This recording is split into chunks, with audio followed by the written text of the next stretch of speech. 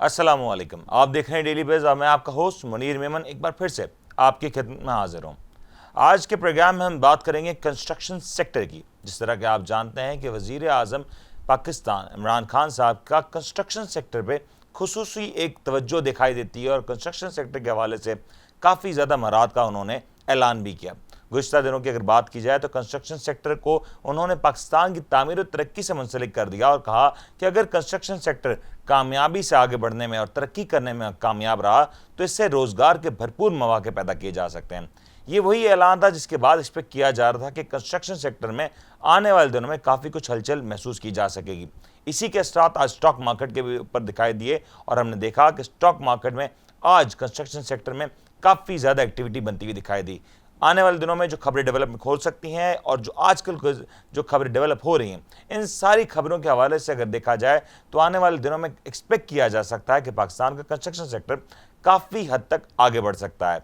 दूसरी जानब सी पैक भी पाकिस्तान में तामीर और तरक्की के हवाले से नई राहें और नए रास्ते खोलता नजर आ रहा है। सी पैक की ही बात कर लें तो पाकिस्तान में इस वक्त दुनिया का सबसे ज़्यादा तरक्याती काम हो रहा है सी पैक के राहदारी के ऊपर। अगर सी पैक के हवाले से ही बात करें तो ईरान, पाकिस्तान और चाइना के दरमियान जो कुछ मुआहदे तय हो रहे हैं उससे यकीनी तौर पे पाकिस्तान और पाकिस्तानों के दुश्मन पे काफ़ी ज़्यादा असर हुआ होगा और पाकिस्तान के दुश्मनों की काफ़ी हद तक नींदें भी हराम हो चुकी होंगी। सी पैक एक ऐसा मनसूबा है जो कि पाकिस्तान की अहमियत दुनिया भर में बढ़ा सकता है। सी पैक पे होने वाले तामीर और तरक्की के काम काज से पाकिस्तान को काफ़ी हद तक रेवेन्यू जनरेट करने में मदद मिलेगी और ना सिर्फ ये बल्कि टूरिज्म के हवाले से भी नई राहें खोलने का भरपूर मौका मिलेगा। पाकिस्तान में जो सबसे बड़ा अलमिया रहा वो ये कि बलूचिस्तान सूबे को काफ़ी हद तक नाम महरूमियों का शिकार रहा और ये महरूमियाँ काफ़ी हद तक पाकिस्तान और पाकिस्तानियों के लिए परेशानी का बाइस बनती रहीं। लेकिन अब दिखाई देता है कि ये सी पैक का मंसूबा बलूचिस्तान समेत पूरे पाकिस्तान को एक तरीके से जोड़ने में और एक कड़ी बनाने में, मजबूत कड़ी बनाने में अपना किरदार अदा कर सकता है। यही वजह है और यही मामला हैं कि आने वाले दिनों में एक्सपेक्ट किया जा रहा है कि पाकिस्तान में कंस्ट्रक्शन सेक्टर तेज़ी से फल फूल सकेगा। पाकिस्तान में जिस तरीके से सीमेंट इंडस्ट्रीज के कारखाने मौजूद हैं, पाकिस्तान में जिस तरीके से स्टील इंडस्ट्री के कारखाने मौजूद हैं, आने वाले दिनों में एक्सपेक्ट किया जा रहा है कि अगर कंस्ट्रक्शन सेक्टर को इसी तरीके से सपोर्ट किया गया तो ये कारखानों में काफ़ी ज़्यादा तेज़ी देखी जा सकेगी, इनकी सेल्स में काफ़ी ज़्यादा बेहतरी देखी जा सकेगी और रेवेन्यूज़ की जहाँ तक बात करें उन पर भी काफ़ी ज़्यादा इम्पैक्ट पड़ेगा। इसी के साथ साथ अगर हम बात करें इससे मुंसलिक जो चीज़ है वो है एम्प्लॉयमेंट। जैसा कि आप जानते हैं कि बहुत बड़ा लेबर फोर्स का एक तबका है जो कि कंस्ट्रक्शन सेक्टर से वाबस्ता है और पूरे पाकिस्तान में जिस तरीके से कंस्ट्रक्शन का ये जो जाल फैलता जा रहा है उससे आने वाले दिनों में ये भी उम्मीद की जा सकती है कि पाकिस्तान में जो हालिया तारीखों में अनएम्प्लॉयमेंट की शरह बढ़ी, अनएम्प्लॉयमेंट के मामला काफ़ी ज़्यादा बढ़ गए। हमने देखा कि जो कुछ दावे थे नौकरियां देने के वो दावों के बरक्स सूरत हाल रही और जिस तरीके से लोगों ने अपनी नौकरियों से हाथ धोया, आने वाले दिनों में एक्सपेक्ट किया जा सकता है कि कंस्ट्रक्शन सेक्टर की बहाली से ये सारे के सारे सेक्टर्स एक बार फिर से फलने फूलने शुरू हो जाएंगे। और अगर यही सारे मामलात रहे तो आने वाले दिनों में एक्सपेक्ट किया जा सकता है कि पाकिस्तान में तामीर और तरक्की के ऊपर ज़्यादा से ज़्यादा स्पेंडिंग होगी। गवर्नमेंट स्पेंडिंग के बढ़ने से पाकिस्तान में ओवरऑल इकॉनमी का साइकिल जो कि काफ़ी हद तक रुका हुआ है उसको तेज़ करने में मदद मिलेगी। पाकिस्तान में जीडीपी की शरह में भी काफ़ी हद तक कमी वाक़ हुई और यही वजह थी कि जीडीपी की शरह को भी बेहतर बनाने के लिए इस सारी एक्टिविटी का होना बहुत ज़्यादा ज़रूरी नज़र आता है। ये रही आज की टॉप स्टोरी और अब हम नज़र डालेंगे आज स्टॉक मार्केट में क्या हुआ, लेकिन एक ब्रेक के बाद।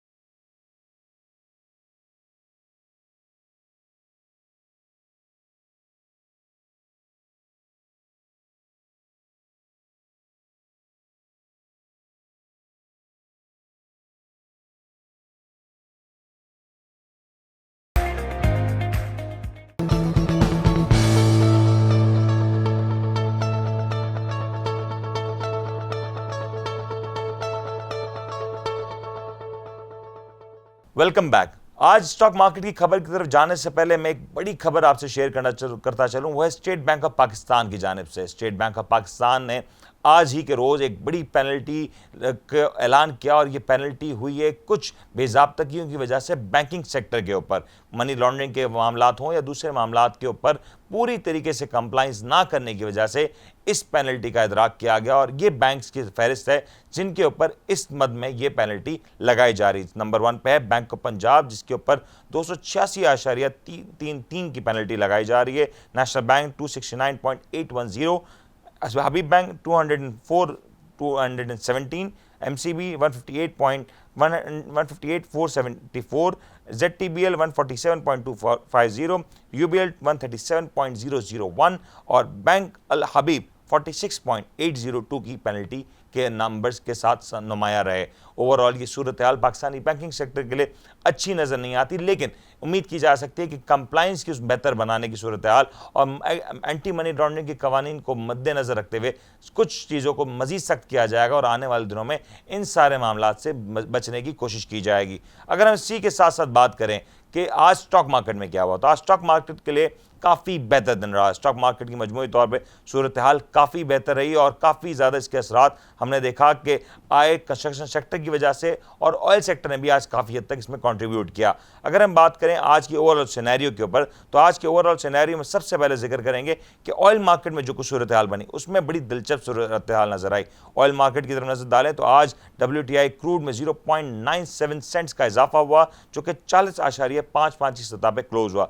ब्रेंट क्रूड 0.88 के पॉजिटिव ट्रेंड के साथ क्लोज हुआ और 43.24 के नंबर्स पे ये आके क्लोज हुआ। इसके अलावा नैस्डैक 100 USA 10,617 की सतह पे क्लोज हुआ, 0.66 का इसमें पॉजिटिव चेंज देखा गया। FTSE 100 UK 6,095 के लेवल पे क्लोज हुआ और उसमें 0.76% का पॉजिटिव चेंज देखा गया। टोक्यो स्टॉक एक्सचेंज 22,703 की सतह पे क्लोज हुआ और उसमें 1.85 का पॉजिटिव चेंज रिकॉर्ड किया गया। शंघाई स्टॉक एक्सचेंज चाइना 33,883 की सतह पर क्लोज हुआ और उसमें 1.94 का नेगेटिव चेंज देखा गया।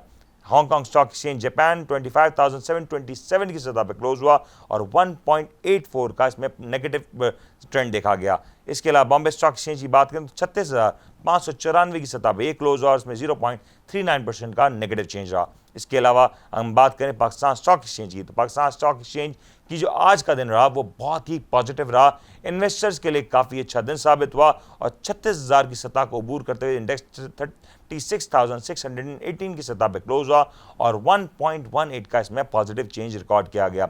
केसी इंट्राडे चार्ट की तरफ नजर डालें तो ये इंट्राडे चार्ट बताता है कि इंडेक्स ने मुसलसल अपवर्ड ट्रेंड बनाए रखा और आखिर में आके इंडेक्स ने स्टेबल हुआ, जो कि 500 पॉइंट्स के करीब आके इंडेक्स में स्टेबिलिटी आने शुरू हुई और यही वजह है कि इंडेक्स की जो क्लोजिंग है वो एक अच्छी क्लोजिंग के साथ इंडेक्स क्लोज हुआ 428 पॉइंट्स के पॉजिटिव चेंज के साथ। आज की अगर ओवरऑल सूरत हाल की तरफ नजर डालें तो केसी इंडेक्स 36,618 की सतह पर क्लोज हुआ, 428 पॉइंट्स का इसमें इजाफा रिकॉर्ड किया गया और 1.18 का इसमें पॉजिटिव चेंज देखा गया। आज का हाईएस्ट लेवल 36,722 का रहा, लोएस्ट लेवल 36,190 का रहा। वॉल्यूम्स के एतबार से 32 करोड़ से ज़ायद शेयर्स का आज काम रिकॉर्ड किया गया। इसके अलावा अगर हम बात करें कि वॉल्यूम लीडर्स में आज कौन से स्क्रिप्ट्स नुमाया रहा, उसमें नंबर 1 पे रहा MLCF, जो कि 30.78 पे क्लोज हुआ और 1.50 का इसमें पॉजिटिव चेंज देखने में आया। पेल 29.07 पे क्लोज हुआ, 1.20 का इसमें भी अगेन पॉजिटिव चेंज देखने में आया। TRG 36.66 पे क्लोज हुआ, 1.47 का इसमें एक जबरदस्त तेजी देखने में आई। हैशकॉल 14.35 पे क्लोज हुआ और 0.25 का नेगेटिव चेंज के साथ ये भी क्लोजिंग में देखने में आई। पावर सेक्टर की पावर सेगमेंट की बात करें तो 6.88 पे क्लोज हुआ, 0.27 का इसमें भी पॉजिटिव चेंज देखा गया। इसके अलावा FCCL 18.85 पे क्लोज हुआ, 0.86 के पॉजिटिव चेंज के साथ। इसके अलावा के इलेक्ट्रिक 3.15 पे क्लोज हुआ, 0.04 के नेगेटिव चेंज के साथ। डीजी खान सीमेंट 102.99 पे क्लोज हुआ और 2.02 का इसमें पॉजिटिव चेंज रहा। यूनिटी 12.46 पे क्लोज हुआ, 0.13 का नेगेटिव चेंज रहा। DCL 8.81 पे क्लोज हुआ और उसमें 0.51 की जबरदस्त तेजी देखने में आई।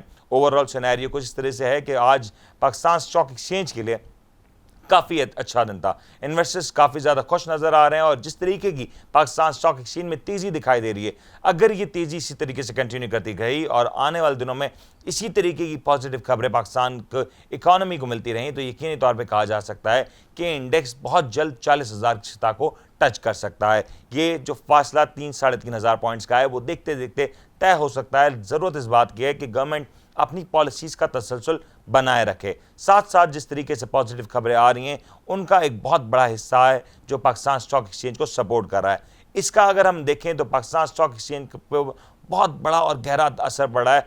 फ्राइडे की हमने जिस तरह की क्लोजिंग देखी थी, फ्राइडे की क्लोजिंग में हमने देखा था कि $1.2 US मिलियन की फॉरेनर्स की जानिब से सेलिंग की जा रही है। दैट मीन्स लास्ट पूरा वीक फॉरेनर्स की जानिब से सेलिंग होती हुई दिखाई दे रही थी और मार्केट को जो सपोर्ट मिल रही है वो अपने लोकल इन्वेस्टर्स की जानिब से मिल रही है, जो कि बैंक्स की सूरत में, म्यूचुअल फंड्स की सूरत में और इंडिविजुअल्स और ब्रोकर्स की सूरत में मिल रही है। यानी कि जो लोकल सतह पे इन्वेस्टर्स हैं उनका आज पाकिस्तान की इकॉनमी पे एतमाद बेहतर होता हुआ नजर आ रहा है। उनके लिए जो पाकिस्तान स्टॉक एक्सचेंज की मूवमेंट है आने वाले दिनों में मजीद पॉजिटिव देखी जा सकती है। अगर ये ट्रेंड्स इसी तरीके से चलते रहते हैं तो यकीनी तौर पर इन्वेस्टर्स के लिए एक बहुत बड़ी अपॉर्चुनिटी होगी अपने लॉसेस को कवर करने की और अपने जो गुज़श्ता लॉसेस जिस तरीके से मार्केट ने 52,000 की सतह से रिबाउंड लेके 28,000 की सतह से भी मार्केट नीचे आ गई थी, वो जो सारे लॉसेस थे उसको रिकवर करने का एक भरपूर अपॉर्चुनिटी प्रोवाइड कर सकते हैं। यही सारी खबरों के साथ आज आपसे इजाज़त चाहेंगे। अपने होस्ट मुनीर मेमन को इजाज़त दीजिए। अपना बहुत बहुत ख्याल रखिएगा। अल्लाह हाफ़िज़।